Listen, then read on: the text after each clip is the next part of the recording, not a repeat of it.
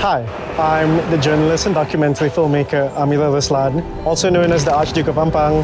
Today, we're exploring one of my favorite neighborhoods of all time, Pudu.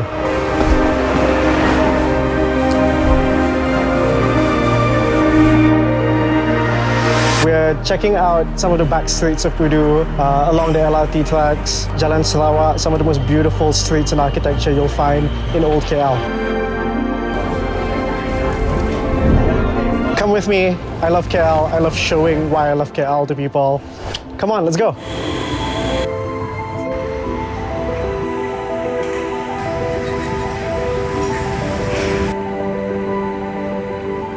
Which is my best apps for both photography and videography, and I'm going to be giving you both free and paid. Now, let's start with photography first. And my pick for best paid photography app on the iPhone is Halide Camera Mark II. Here, as you can see it on the App Store, and when I open it, and yeah, what I like about Halide is just the simplicity. It just has your viewfinder here, and it has everything, but most importantly is the process 0, which is how it actually strips the image of all processing. And now I will put both photos side by side to be able to compare the process 0 process, but it just strips the image of as much Apple processing as it can, and you get one that looks very filmic. And this is just one of the most favorite things I love with the Halide Camera app right here. Other things I like here is just how easy it is to control my exposure just by sliding on the screen here, which makes it super duper easy. And overall, the price may be a bit steep now compared to when I bought it, because I bought the first version, but it's definitely one that I recommend if you're looking for a very good, a very powerful, and one that just enables you to take like really, really nice aesthetic looking photos here. Halide is my go-to pick. Now for the best free photography app on the iPhone, and I have searched, I have downloaded so many apps, and none of them can ever beat this one, and it is the Fotorgear app. Now, it takes a while to load, so it's not, the best when it comes to launch times, and it won't load immediately. But what I love about this app right here, as you can see, is that it's very feature packed, and I think the first one is just how you get so many features and you don't have to pay to unlock any of them. I'm really telling you, you get features here such as shooting with your own LUTs if you're that advanced. Like I have this MS Portrait LUT that I got a while ago. I can shoot with it, or you can even shoot with all of the film stock here. So this is Kodak Gold, you've got Kodak Portra 160, you've got the Ektar 100 and all of that. Amazing. And not only that, but when it comes to video mode, we'll also come to that later. But if we go into the settings right here, there's also a Cine Still mode, which is sort of similar to process 0 from Halide, where it has like very pleasing highlight roll-off. And of course, there's many more features in this app, such as support for external lenses. And if you go here, because they also make their own lenses, which is how I actually found out that Fotogear here makes lenses, and they even have like a retro bar, which is like a custom iPhone camera case that looks like a retro camera. So yeah, this app is feature packed. There are so many things that you can find here in the app, and it even has watermarks. It's so many. So if you want an app that gives you all of the functionality of the top apps without any of the price, then Fotogear cannot be beat. You must absolutely download this one.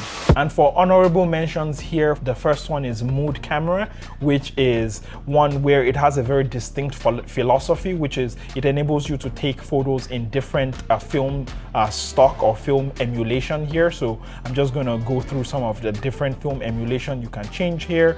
And when you select it and you take a photo, it takes a while, which is one of the things that I knocked down, because it does process the photos in real time, as you can see here, but you tap on it and the photo is like one of the most proper, film type looking apps out there. And the in-app purchase is actually really low as well. The developer is really responsive on Reddit and on Threads. So I really love Mood's app here, which it's called Mood Camera on the App Store. So that's a good honorable mention. Another mention here is the Leica Lux camera, which is one where, when I want to feel fancy and I just want to, shoot in Leica, which I think is the only Leica I can afford right now. I open the Leica Lux app. So they've got like different looks here, such as your vivid, your natural, some that are behind the paywall, your Chrome, Contemporary, and all of that. So I have not paid for it. I've considered paying for it a few times,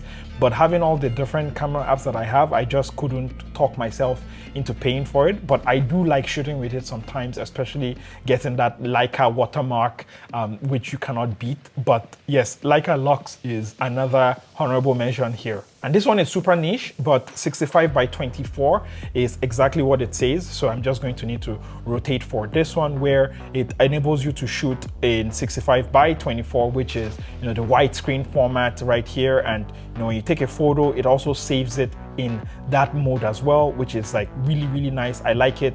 It's very, very, I would say specific, but if you're into this kind of thing, then you cannot go wrong. The developer is also really, really responsive on threads as well. So that's something to check out. We've finished talking about photography. Now let's move into videography. And for the best paid app, it will be Kino. Now Kino is the version of the app that was made by the same developers who made Halide as well. So there's a lot of similar design language here and just intuitive controls that I understand. Like here, the exposure, for example, if I just unlock that, I can be able to drag the exposure up or down like that to change it, just like on Halide. And here, what I like about it is the baked in film look. So here you can just apply like a grade in camera itself, and you've got Stallman LUTs there, you've got Lectar, and what I like is you can actually import your own LUT. So huge shout out to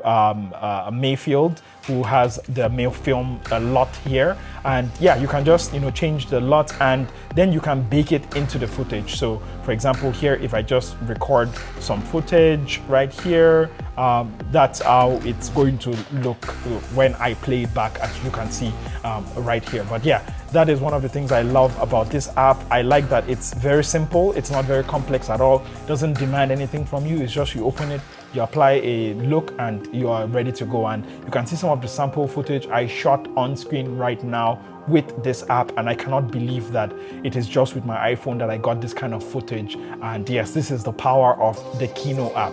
But when it comes to free, and you cannot beat free, the app I recommend is the Blackmagic Camera App. Now, Blackmagic Camera, if you're not aware, they make digital cinema cameras, but on iPhone and Android as well, actually, they make like this super nice app that mirrors their camera interfaces. So I think it's going to be really nice if you like use the camera app here and then you purchase their cameras, and it's like almost the same thing, right? And here you can shoot in, log, you can shoot in ProRes, you have all of the controls, and in fact, it's one of the apps that enabled you to be able to customize, shooting in reduced file sizes while still having that Apple log. So if you're a bit more advanced, if you want free, nothing beats free again. The Blackmagic Camera app here is absolutely up your alley. You definitely want to check it out. And for honorable mentions here, it is still the Fotorgear app. Now, again, that load of time, but no worries.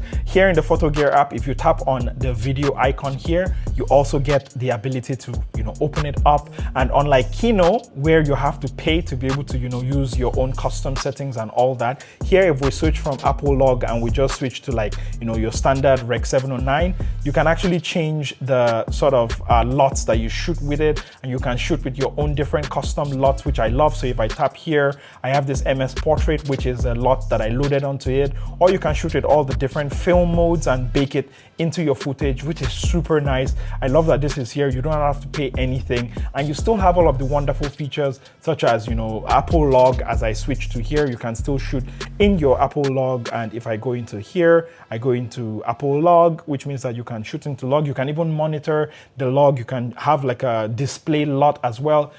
It is feature packed, and I can talk about Fotorgear all day, and I think I'm going to make a specific video for Fotorgear. It's just amazing. And the last honorable mention for video is Final Cut Camera, which is made by Apple themselves. So I'm just going to open it here, and Final Cut Camera, just like all the other ones, well, is simple, but I think here it's a bit too simple. And of course, Apple has upgraded it, and I think one of the things that is nice about this one is if you wanted to shoot multiple camera angles and you have multiple iPhones and an iPad, you can actually monitor all of them here with the Final Cut Camera app. So you just tap there, and then you can be able to get like a live multicam, and you can be able to run like maybe a podcast setup with just iPhones and an iPad, which I think will be cool if that's something you want to do. You want to do like mobile production and all that. So that's an option here. For me, it just didn't work because it's a bit too bare bones, and like Apple, some of the settings, yes, it does have the ability to, for example, shoot in a smaller file size, which it didn't have before,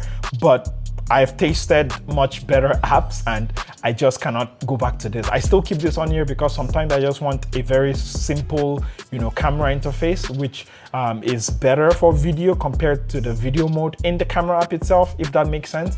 I'll use the Final Cut camera, but other than that, I don't really use it much, but it's one of my honorable mentions as well. And if you download any of these apps and you try them out, please make sure to let me know which one is your favorite, which one did you like, or if you even have suggestions of your own, please leave them in the comment section down there below, because I'm always on the hunt for new exciting apps that I can use to further, bring my story ideas to life.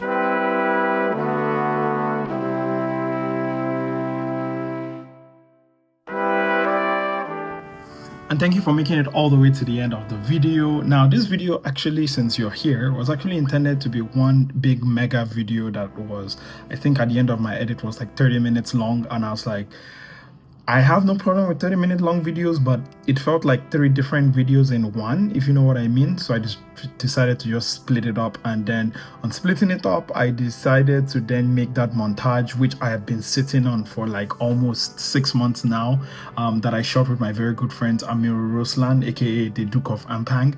So yeah, I decided that, hey, you know what, why don't I just make this sequence just to showcase what the iPhone can do. And I did not even think I'm going to put it at the intro, but eventually it just ended up being in the intro anyway. But yeah, I loved how it turned out. I've been experimenting a lot with all of the sound effects and everything, and I think like here, like if you see my effects here is like pretty deep, if you can see there. Not sure, it's difficult to do, but I will try. So as much as possible, I try to do so many effects, so many sound, so many yeah, I think I can get there now. Yeah, so many sound effects, as you can see here, so many layers as well for the sound effects. So I'm not sure if that is something people are gonna like, but for me, I've just been experimenting with just doing more cleaner edits, more, I would say, feel and space to like the sounds, and I hope it turned out as well as I made it. But yeah, what have you been up to? How is life? Last week for me was really busy. I had like 3 events. I went to a YouTube event, to a Samsung event, and I went to the launch of the Sigma BF camera here in Malaysia. So it was a very busy week for me last week, and I think I crashed for like 2 days after that because it was just so tiring. But how have you been? What part of the world are you from? How is your week going? What are you excited about? Please let me know all of those things and more in the comments there. And so I know you made it all the way here. Just leave hashtag Duke of Awesome, Duke of Awesome, so I know you made it all the way to the end. But yes, I shall catch you in the next one. Don't forget to stay awesome. Bye.